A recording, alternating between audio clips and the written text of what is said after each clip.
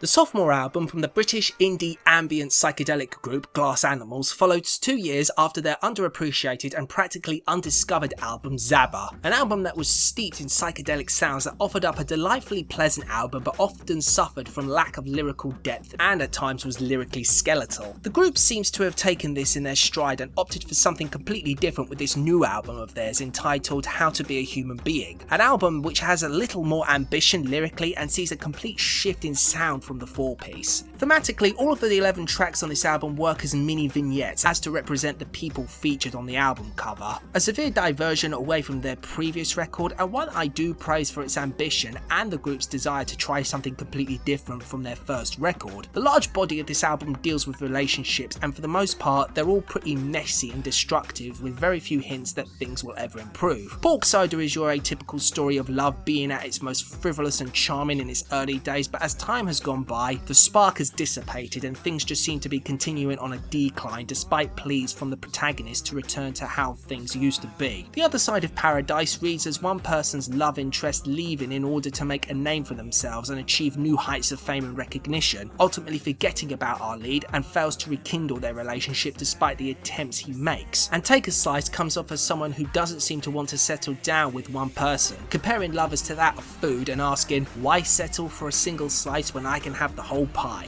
The grittier tracks dabble with elements of drugs and connects this with Inevitable Doom. Season 2 episode 3 sees the main character in a relationship with a person who is described as lazy, unmotivated and also appears to be a stoner. Determined to help this person change and decides to stay with them despite admitting that his life would improve if he were to leave. Cane Sugar sees a more proactive person who leaves their lover who's addicted to cocaine despite them promising to quit, and Agnes is another track about losing a lover who's suffering from addiction and follows this person who's now living on their own despite reflecting back on Agnes and admits to longing to return to him. The album's other tracks include Mama's Gone, where the lead recants murdering their husband and possibly alludes to them having a mental illness as hinted towards the end of verse 1. The song also samples the track Mr. Girder by the Carpenters. The album's opening track, Life Itself, follows the existence of a self-confessed lazy youth who seems to be unable to connect with society and often lives out their own fantasies without the concern of the others around him. The track Youth reads as a mother who left her son when he was young,